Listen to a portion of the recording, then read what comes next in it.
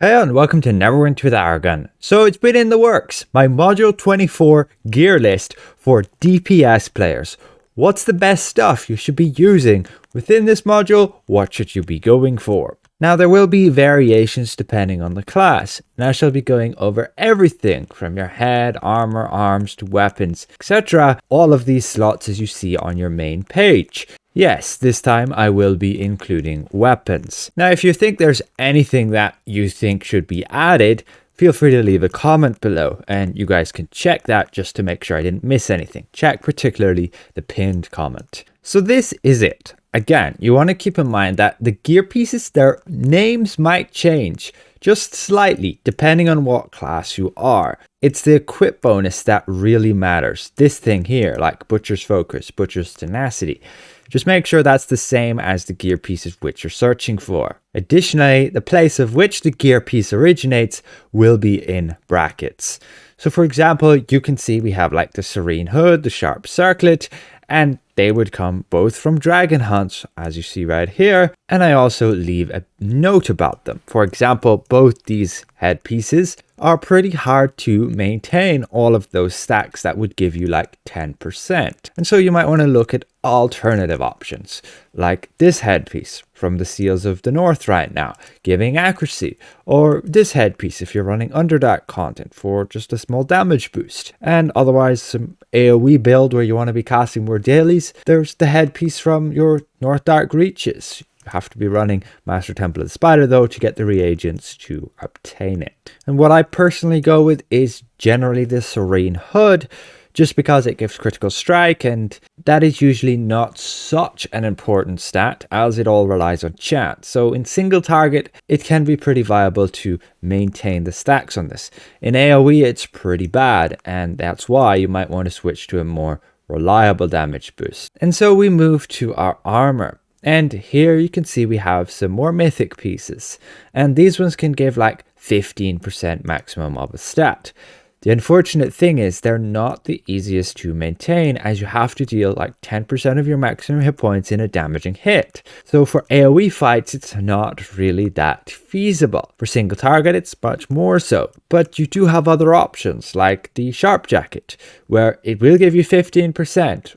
But at the cost of some deflect severity, which usually won't matter. But you only have to hit the enemy. You don't have a requirement of hit them for a certain amount. And so it's very easy to maintain. And I would highly recommend it if you can actually fit all that critical severity.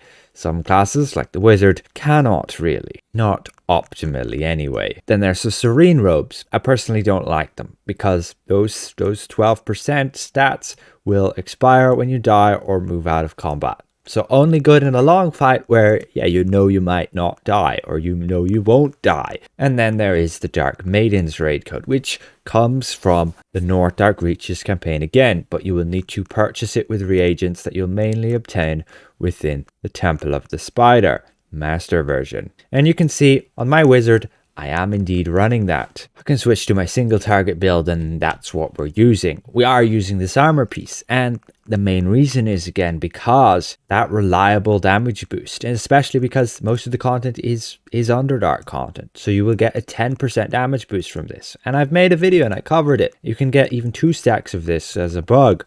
But that aside, it's still pretty viable compared to a robe or a armor piece that's going to give you 15% stats. And so that's my decision. We move on to arm pieces. And here, yeah, the best one is the most expensive one.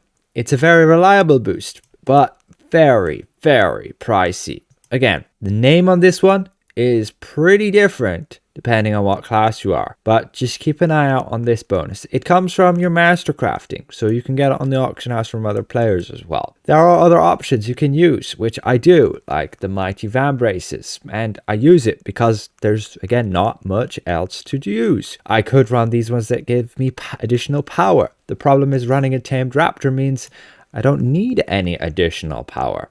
And then you could also run like the Tactful Gloves that would give you recharge speed instead, which is not a bad option and it's very feasible. I currently just go with those Van Braces for the extra damage, and it does add a little bit of survivability for AoE fights. You'll generally hit the enemies before they hit you, giving you 5 stacks pretty easily, and they might hit you. You gain damage resistance against that first hit, and then you gain the damage boost against everything. So not too bad, all things considered, but it doesn't come close to the reliable boost that these petrified covers or gauntlets, so on, whatever they're called for your specific class, give you all that 7,500 ratings. I would like to have them, but I'm not sure if I'm willing to shed out that much for them. So we move on to our weapons. And right now I think there's 3 viable sets. There is your Stormforged weapons. There's your Mastered or your Feywood weapons, or your Stronghold weapons, basically with the Stronghold bonus, or the Mirage weapons. So the Stormforged weapons are very simply just coming from the North Dark Reaches campaign.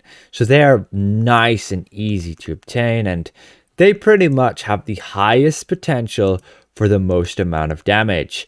You can gain those bonuses. You can read through the tooltips yourself, and it's a pretty massive bonus for within Demogorgon and Temple of the Spider for an artifact call if you align your buff, which you can. You can control the majority of this buff by just not shifting until you need the bonus, and thus you can make it so that your bigger hits will hit bigger, especially within that artifact call. And it is a pretty impactful, and especially for scaled content it helps even more so. But a very close contender to that is just having those masterwork weapons, as you can see right here. They might be called Mastered, they might be called Feywood. You can look it up here. You might have these rings, but then you can see the weapons if you go like main hand or offhand. Apparently there's none for the wizard, but you can see them right here of the other classes. They can just be super expensive and nobody wants to really spend so much on them. You might have some cheaper ones depending on what class you are, so keep an eye out. But the mastered ones are usually much cheaper. You'll see them right there. So that's pretty cheap then if you wanted like the main hand, and if you wanted the offhand, it's not such a bad cost. But again, you can get those Stormforged ones just for free by grinding the campaign a bit. Yes, it takes a good few weeks, but it's very doable, and the only cost to you is really time. Of course, you got to get the item level to unlock that area, the North Dark Reaches. Mirage, on the other hand, is also another set you can get for free just by from the Cloaked Ascendancy. Problem is it's really power creeped now with the amount of item level when you compare it to like Stormforged, but it has a unique bonus of spawning like illusions of yourself, copies of yourself, and right now they have some pretty unique circumstances of like activating your Vistani set or your Grace ring. And on certain classes, they can do pretty well in certain fights. I would just keep an eye out on those. And personally, I would do your research before bothering to grind those, whether they are worth it for you or not. For now, just go for Stormforged or Masterwork. Masterwork being the most reliable ones. So in most cases, I'm just using the Stormforged. I use the Masterwork ones when a team requests me to, or if we're running particularly hard content and we want that added survivability boost that they benefit you as well, because everybody's giving 2% to each other. So that's a total of 10% of all 3 benefits, which is pretty good. So next up is the feat. And here we have quite a few options. You could run with these ones from the Seals of the Dragon. They give you 10,000 of a rating point when in a party. So not the best in solo content, but in a party, which most content is, that's like the biggest bonus of stats you're ever getting from boots. And so you can very well make use of that. Just keep in mind, the bonus will differ depending on your class. One class might have 10,000 accuracy, the other one has 10,000 critical severity, another one might have 10,000 combat advantage. Just check up on those yourself. They will be the Dragonhide, some other name, depending on your class. Then there's also these primal ones, which come from Chalt, and they basically just give you 3% action points whenever you get a kill. You can get an assist on a kill, I believe, and you will also gain this benefit. And so it's very good if you want to be casting daily powers a lot more. So for those AoE fights. So those are pretty viable, just even with the hit and item level. You have like the Forest Guardian ones, not giving as much stats, again, as you can see just from the Seals boots, but again, viable. Let's say your class has crit severity and you don't need that, you could go with the combat advantage instead. Not optimal, but viable. And then there's like Wasteland Wanderers. If you can't make use of the ratings, well, you can have some percentage stats, and that way you'll just increase those, and yeah, viable again, but again, not optimal. Then there's like the Dark Maidens ones, and they'll ultimately give you a big boost in power and some damage. And then of course it would depend on your role, but for DPS it's damage. But you have to be within the Temple of the Spider to gain that bonus. So it's viable within there, but that's it, limited to that content. And then you have alternatives if you were to use like these boots within Temple of Spider and didn't know what to use then otherwise without changing much of your build. You have the sharp long boots, which also give damage, and you have the rusted iron leggings, which also give damage. And there's notes on those. Personally, right now, I am just going with the Dragonhide ones, and I do want to get the primal ones for AoE, and that's probably what I'll be sticking with for now. Maybe getting the Master Temple of Spider ones if I rejig my stats a bit. Then we go to the neck, waist, and artifact set. And here you have, I believe, 3 sets that are currently viable. You have your Heart's Twine, which completes your Demogorgon's Wrath set with the Twine, the Sinuous Cord, and the Demogorgon's Reach artifact. Just keep in mind of that. And that's across all these 3 sets. You need the neck, waist, and artifact. And you gain this bonus, which is what really matters. But ultimately, this Demogorgon set here with the Heart's Twine gives you a 5% damage bonus, and it's very easy to maintain. Maybe you might counter some bugs if you run with a Cursed Burn combat enchantment, but otherwise, it's a very good set for physical damage dealers because of the plus 6 strength you also gain with it. But it's a very expensive set, be aware of that.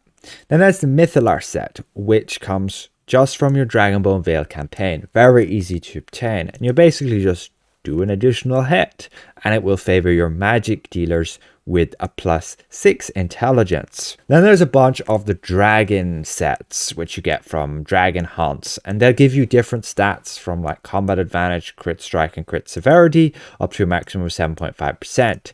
The problem is maintaining those stacks, as they only last 5 seconds, and you need to be casting quite a lot of encounter powers. So it'll depend on your playstyle, depend on your class, whether it's feasible.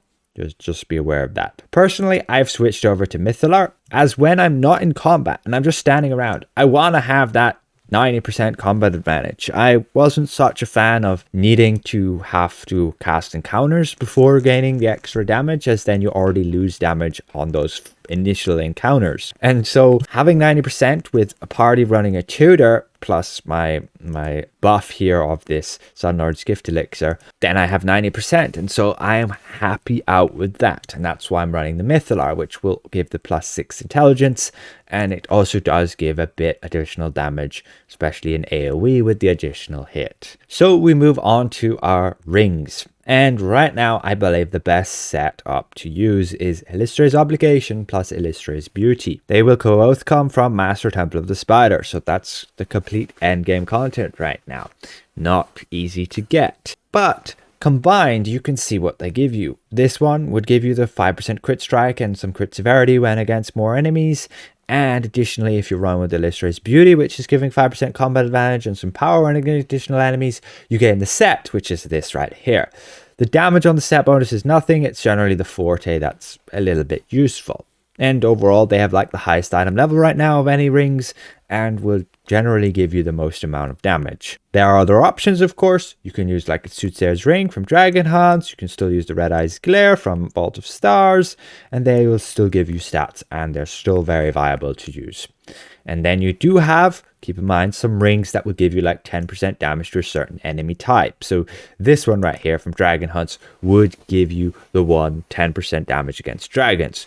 You have alternatives that might give you 10% against undead and beasts, constructs. Just be aware of the content you're running, and if you're trying to min-max, there might be a ring for you that would give you that extra big boost in damage, and so it might be viable. Just keep an eye out on people's builds and the latest content. So yes, I'm personally running the Critical Strike ring here, Obligation, and the Beauty ring here, Combat Advantage. Then we go to the shirts, and I personally just go with the Corroded shirt. It gives you the offensive stats there plus 5% combat advantage. And that negative bonus of 25% is really unnoticeable as a DPS. You do have the option to run like this shirt here from Dragon Hunts, the Dwarven Body Pattern. And it would give you decent stats. You can get a few different ones with some different base stats, but it would have this bonus, and if you run with the pants to go with it, you can see you would gain these extra stats. So viable, but I don't think as good as just a 5%. There's some other options again, like the dashing mycelial top. It's got the best stats there of the ones that are available, and it would give you action points if you're running like a daily power build. Or you could run the Veil Tunic. If you're running in AoE content and you run around a lot, well, there's that for 5% extra damage maximum. And then you have like your Drow Mercenaries Tunic, which would give you a 3% damage boost. I don't think as good as the Veil for AoE, but it's viable. If you didn't need anything else, there is that. And then trousers, I think there's literally only one good one right now, like best in slot, that is. There are other lower options that will give you some stats, but these ones are like the go-to ones right now from Dragon Hunts.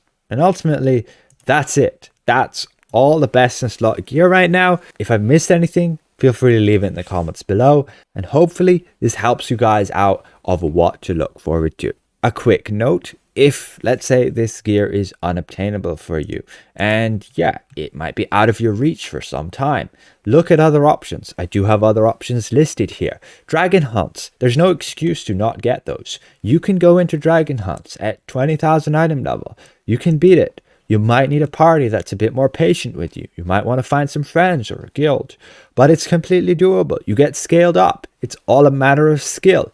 And ultimately, you can then get all that Dragon Hunt gear. And a lot of it is listed here as best in slot still.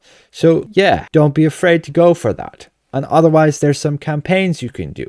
Yes, some of them are locked behind item level and you'll have to take a while to get there. But otherwise, just look for items and gear pieces that are just going to give you offensive stats. As a damage dealer, your priority is getting these 5 statistics as high as possible, with kind of just looking at accuracy last. You can look at things that might give you extra damage. Let's say this gives me 10% damage versus something that gives 15% stats, and the general rule of thumb is whichever gives you the most amount is what you go for. And yeah, good luck out there. There's so much gear in this game, and right now, the best in slot gear is all this what I recommend. I don't think that I have missed anything. Maybe 1 or 2 pieces you might guys think as viable to run, but I don't think they're as good as the options I've listed here. So massive thank you again to all of these channel members for helping me keep my channel going, and we'll see you guys around. Goodbye for now.